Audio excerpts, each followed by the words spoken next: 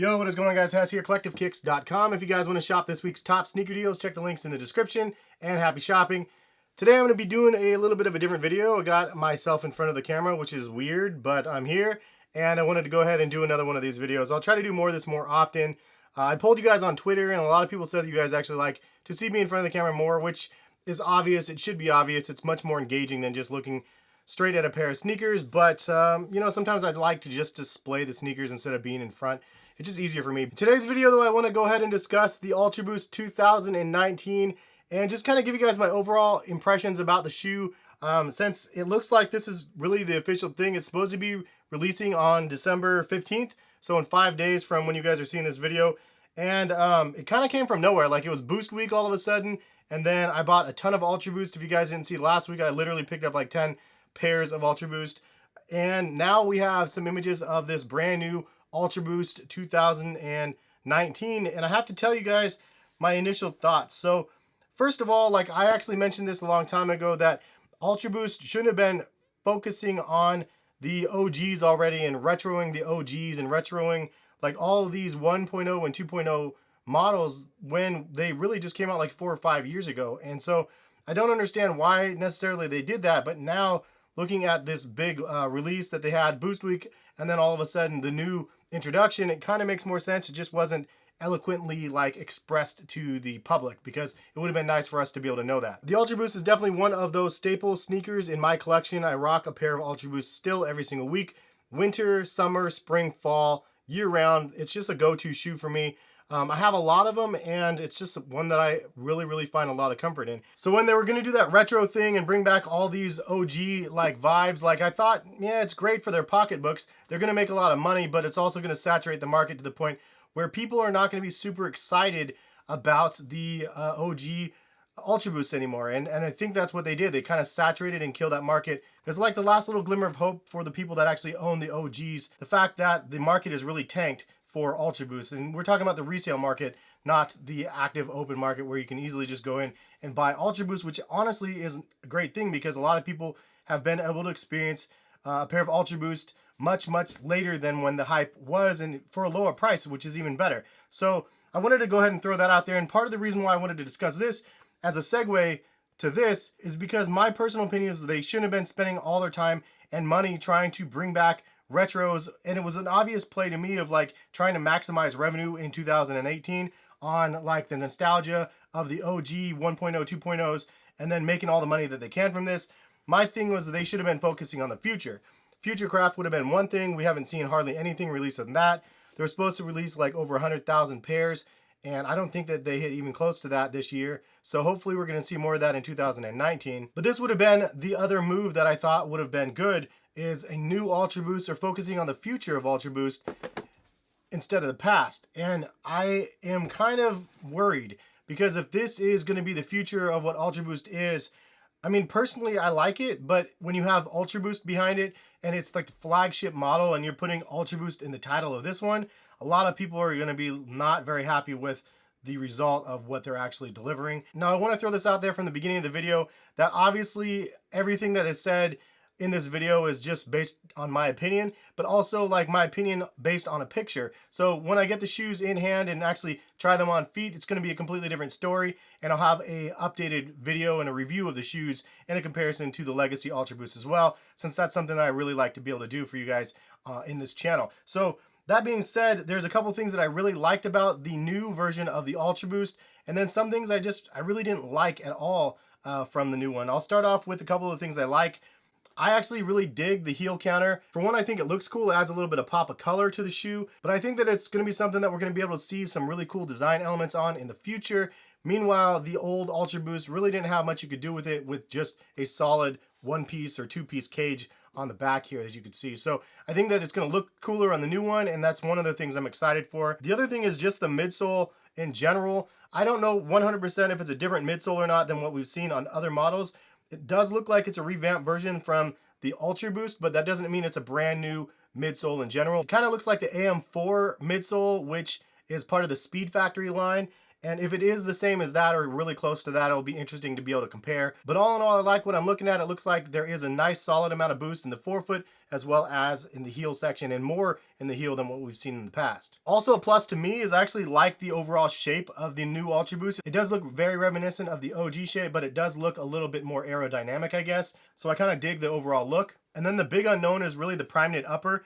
The overall shape of it looks really interesting. It does look like there's two tones on at least the first couple release colorways, which I'm not really a big fan of, but it'll be interesting to see what the toe down look is and how it feels, if it's really breathable, if it's light, if it's stretchy, just the overall everything about the upper. Like, we really want to know more. I want to know more. Maybe it's softer, stretchier, lighter in the forefoot and the tongue area, maybe more breathable, and then a little bit thicker material around the sides of the shoe. It definitely has a difference in look, but who knows about the actual feel yet. I'm not striking it off as a dislike yet. I just really want to see more.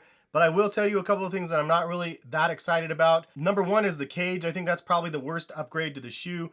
It looks really, really chunky. Comparison to the OG, it's a sleek 3-stripe like cage. It had really like a lot of significance to it, but it looked cool. And yes, it's probably heavier because it's harder plastic.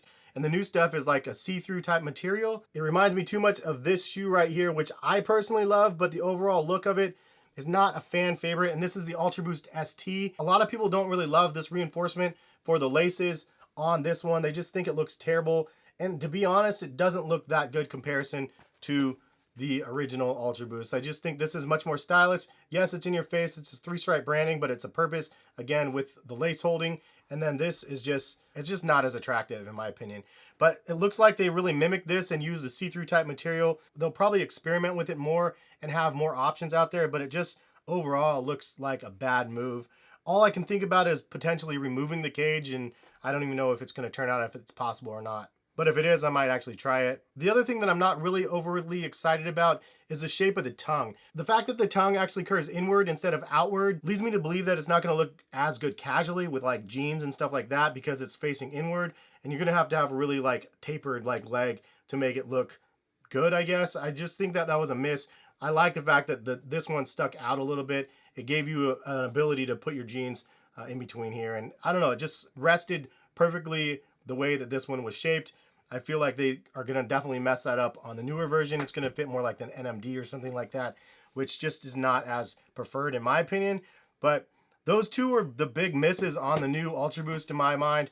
All in all, I think that the overall shoe actually looks pretty good. It's definitely one that I plan on rocking. It's definitely one that I plan on checking out. It's just that it feels like there's a lot of weight on Adidas' shoulders rocking this new model when we are all very, very, very familiar and love this model. Now, I don't think that they're going to let this one go and all of a sudden they're not going to have a 5.0. I feel like they're going to continue the legacy line, 5.0, 6.0, and so on. So I think that that's good, but I also don't want them to have the same problem that they had with the NMD line, where they try to do the R1, R2, CS1, CS2, and the V2s of everything was just terrible and did not get any traction and almost saturated things. And then when they went back to release more of the R1s and the CS1s, it just made it look like they were backpedaling and that they weren't confident in their new products. And that's going to be a big, big concern of the consumers in my mind. So risky move by calling it the Ultra Boost. I feel like they should have branded it something else. Maybe it's going to be a good thing. Maybe it's going to be something that a lot of people are interested in.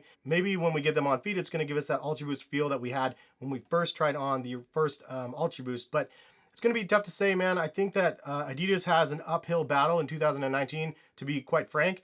And they're going to have to bring not only some great technology, but they're going to have to bring us some innovative stuff and not just recycle a bunch of stuff and stop retroing the stuff that is popular. Like, that just shows me that they're really out of touch with their consumers by retroing the things that are really, really popular already. It almost feels like it's a desperation attempt when they're retroing something that's not even 5 years old yet. And, you know, like, I get it. They got to make money.